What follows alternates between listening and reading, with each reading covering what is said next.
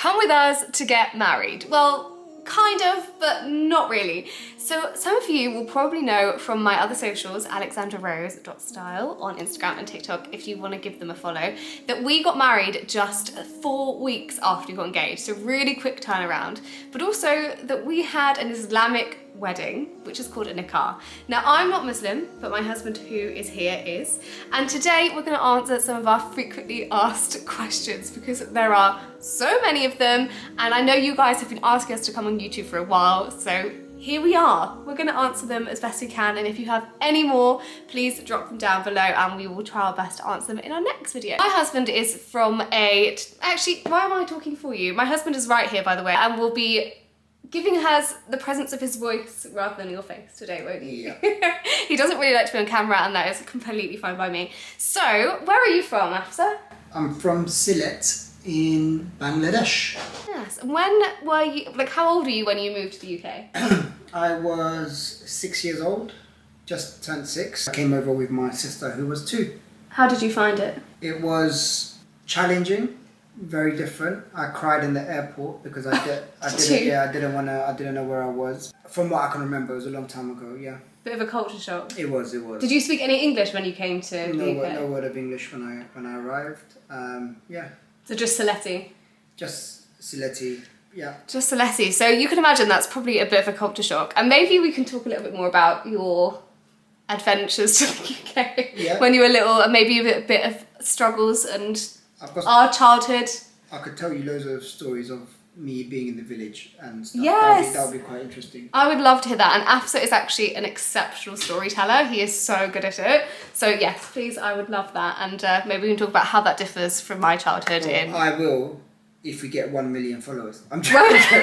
I'm joking. Please, that would be great. If we get 1 million subscribers. That's it. Then maybe I can drag him on and get his face on here.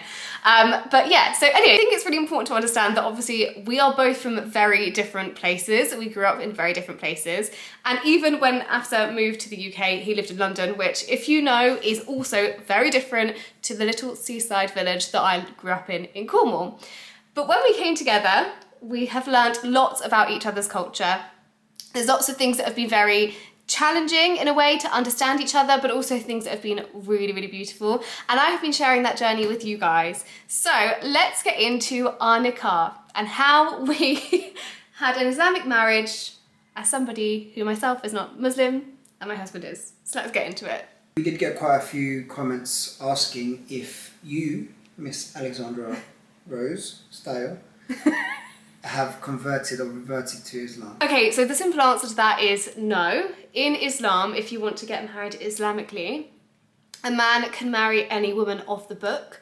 So that means that we were able to get married without converting or reverting. And that's often a bit of a misconception. People often think that I have reverted, which I haven't. Another misconception that I get all of the time was that I was forced or pressured into having an Islamic marriage. And I just want to be very, very clear that I chose to. I have really enjoyed getting to know and understand the Islamic culture and the Islamic faith. So for me, absolutely not. It is what I chose to do, and I'm very happy that I did, and it was a very beautiful, amazing day, and I can't wait to tell you all about it. Alright, the next question loads of people were asking on the socials was, where did we get married? So we actually got married in Cambridge Central Mosque. We live in London, but we wanted to get married there because it is so beautiful. It's the world's first eco mosque, and you have to go and visit it, basically. It is absolutely stunning. And just so you know, you don't have to be Muslim to go and visit it. Lots of people from all around the world go and visit it. They have tours that are open. They have architects go and visit it because it is absolutely stunning, and I would highly recommend taking a look and going and seeing it. If you do go, just remember to dress modestly, and if you're female, you will need to cover your hair as well. The next question we get asked a lot is, how does the process work? So surprisingly to me, because a lot of Western weddings, you need to book these really far in advance if you want to get a beautiful venue, but it doesn't quite seem to be the same if you want to have an Islamic marriage. They seem to happen a bit more quickly. Yeah? Is that quite common? Yeah. Getting married in a very simple and modest way is encouraged. Yeah. Those of marriages now, what they do is spend less on their marriage, and they will put lots of money within charity or feed the homeless. It's a very good way to do it. Yeah, what a beautiful way to start your marriage, to do something for other people. And we do know that one of the 5 pillars of Islam is about charity. Zakat. Yeah. So the process of the actual logistics, I can go into this more if you want me to, but I'll give you a brief overview now. So the first thing that you need to do is go and have a look on the mosque's website. So if you think about Cambridge Central Mosque, they have a relatively up-to-date booking system. Not all of them do. We had a look at a few. But we just suggested the time that we would like to book it, and it was 3 weeks in advance by the time that we booked it. And we had to then wait for them to confirm, which took a little bit of time, not too long, but obviously given there were only 3 weeks, it took a week to hear back, and that felt like forever because we needed to get the invitations out, let people know what we were doing, etc, etc. So once you've booked that, what you actually do with this mosque, and I think it's the same with most mosques, but I don't want to say it is in case it isn't, but it's actually a donation. And if you want to find out the cost of everything, you can have a look on Cambridge Central Mosque's website. They have all the price lists / donation list prices on there, and you have a few different options. So we chose to go for the smaller room, which was called the conference room, because we were quite happy to keep it small. We knew we were only going to have a small amount of people there, so we are planning to have a Western wedding at some point when we can get our minds together and actually think about doing it. So we wanted to keep it quite small. There is also the atrium, which is the main entrance. I will insert some videos as I'm talking so you can see what I mean, but the atrium is absolutely stunning, and you can actually hire that section out as well and get married there. And they also have a cafe on the other side that you can hire. I'm not sure if you can do the Nikah in there, but I do know that you can hire that out if you'd like to have your reception at the mosque as well. So we didn't actually pick our imam. It was just selected for us, but we were very happy. We didn't mind who was going to do it. And the great thing is that you do have a video call with them prior to your nikah. It happened that our imam was unwell on our wedding day, so we had a different one, but it was all great anyway. But yeah, you do have a video call with them, and it was really helpful, wasn't it, actually? It was definitely kind of put our mind at ease. I was really nervous because I'd only visited a mosque once, which was the Cambridge Central Mosque, prior to booking it. So I was really nervous. I didn't know what to expect. It was quite an anxious time for me. I wasn't sure whether I needed to wear a headscarf. I did, but I was just a bit unsure of everything, and I wanted to be as respectful as possible. But he really put our mind at ease, talked us through everything.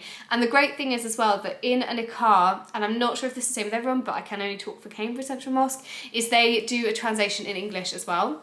And because we had a lot of people that were not Muslim coming to our nikah, they really took the time to talk through everything, so everybody understood all of the parts and all of the process of the nikah, which was really reassuring, wasn't it? Yeah. They also put a bit of humour in there as well, which I really loved. I'll see if I can get some little videos of the imam that did our nikah, because he was quite funny, wasn't he? He was very funny, yeah. We liked him a lot. Just so you're wondering, he was telling me I'm doing a wonderful job. I said I'm available next weekend too, but he said I'm only doing this once. Seamless experience. Granted, we didn't have any additional things that were going on. We just wanted it very plain and simple. So all they needed to know was that we wanted 30 chairs, and that was it, wasn't it? And we were happy with that. When it came to the actual nikah, the imam spoke to you about it before, didn't he? So he was really aware. That could have been because it was a different imam. So he had a chat with you while I was getting ready. And then when we went into the room, the family sat on either side of the imam, and yeah, everybody else sat and faced us. The imam recites some verses from the Quran, which was really, really beautiful. It was very touching. I felt really emotional. A lot of my family thought I was really nervous at the end, but I was actually just trying to hold back the tears because it was just a very magical, special moment. It was completely silent apart from the verse of the Quran, and it was very, very special. After that, and a little bit of humour mixed in and some explanations in English, we then had a little bit of time to exchange our rings. So the imam stepped to the side and we exchanged our rings, and then we had as much time as we wanted really to take photos with our family. We went into the main atrium and took some beautiful photos there as well. Some people went to pray. Yeah, some people went to pray as well, which was really lovely. The prayer rooms there are absolutely beautiful. The entire venue is really, really incredible. I would give it a 10 out of 10. What would you give it? No, I agree. 10 out of 10, definitely. 10 out of 10. Our main goal for this entire event was to have a very modest coming together, marriage, but also for our friends and family to have a really lovely time. Unfortunately, because of how short notice it was, we weren't able to have many guests at our Nikah, which was a shame. We would have liked to have more, and especially now looking back at how truly beautiful it was, I really wish I could have shared it with more of my family and more of our friends, but it is what it is, and we will be having a Western wedding at some point in the future. We had our reception at the Graduate in Cambridge, and it is so beautiful there, and I highly, highly recommend it. They were so accommodating, weren't they? They were. The location was fantastic. It was right by the canal system of Cambridge, so you do see loads of punting boats going through the back, where the room that we had faced the canal. Yeah, so we had like a little garden area, didn't we? And then you could walk down and see the canal. Yeah. And the amazing thing about that venue is that you can actually get the punting boats and hire them out. And unfortunately, it was March, so the weather, as you guys know in the UK, is not good in March, and we couldn't do it. It was actually raining on our Nikah day, which I know so many people worry about, rain on their wedding day. But for us, we didn't even notice because the room was just so full of like warmth and love. And I know that sounds really cringe, like as I'm saying it, it's making myself cringe, but that is actually true. And I genuinely think if you're there for the right reasons and you're enjoying your day, then the weather really doesn't matter. I know it can be disappointing, but we had such a wonderful day. But I really recommend the Graduate. They even provided us with halal food, didn't they? Which was really amazing. They're not a halal place, but they were able to provide halal food, which was... They really accommodated. Yeah, they did. And the food was incredible. It was we weren't expecting it because it was such a last minute thing. I accidentally stumbled across them. They have little rooms that you can hire out, smaller ones and bigger ones. If you want to know the room, I can try and tag it so you guys know. Yeah, it was really amazing. I highly recommend. Stunning venue, amazing food, great service, and also really affordable. At such short notice, it was a win-win. What was your favourite part of the... apart from the actual Nikah, what did you enjoy the most? We just set the cake up. There was no... It wasn't anything... It wasn't even rehearsed. It's not meant to be grand. It was just... We did a tiny little speech. You did a little speech, which Afsa doesn't really like public speaking. And I, obviously, in my job, I speak a lot in public. So I was kind of like preparing myself. I was like, okay, because all of our friends were like, speech. And then you... Yeah, but it was a small thank you to everyone for being there. It was just friends and family. I didn't mind it because, I know everyone very well. It's not people that we love. Another good point moment was when we looked around the room and we had our friends that have never met each other. Yeah. And literally there was conversations happening in every table. Yeah, and also our parents met for the first time then. So it was really a very special day. We were a little bit nervous about our parents meeting because your mum and auntie are not fluent in English. And they're quite traditional. Yeah, they're quite traditional. And although they're really lovely and warm and welcoming and they have the biggest, most beautiful hearts, we were worried because obviously we wanted it to go really smoothly, and it was just so beautiful. And if you guys want to hear more about the first time I met your mum and auntie and the rest of your family, and the first time our parents met, or any of these things, please let us know, and we'll try and share as much as we can, because I know that we're not the only people that are going through this, and and it's beautiful, and I want to share it with you guys. I know some people are just interested and find it interesting hearing. I think we've met quite a few people and heard loads of people's stories since we've put it up on social. We know this isn't a journey that we take for granted because we're very blessed. Loads of people do really struggle integrating different cultures and families together. So we was very blessed. Heartwarming to see everyone just get on, even though they weren't speaking the same language, but you can see. They were both there for the same reasons. Exactly, that's it. And it makes me feel really emotional when you're saying it. Yeah, no, it's true though. And then even towards the end, my mum and my auntie went up to Jan, obviously my mother-in-law. My mum. Yeah, and they were like, the universal love language for Bengali is tea. So, and inviting people over for tea. Yeah. So straight away, my mum and my auntie's like, oh, you come to our house for tea. In English. In English. They tried their best to speak English, which was so sweet.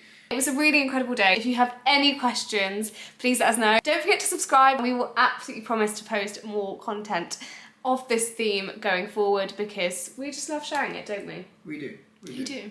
And it's again, from this journey, we've realised it is quite helpful to people to understand this type of relationship.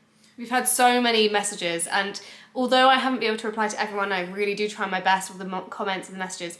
We read every single one and it means so much to us. We honestly thank you guys for supporting us along this journey.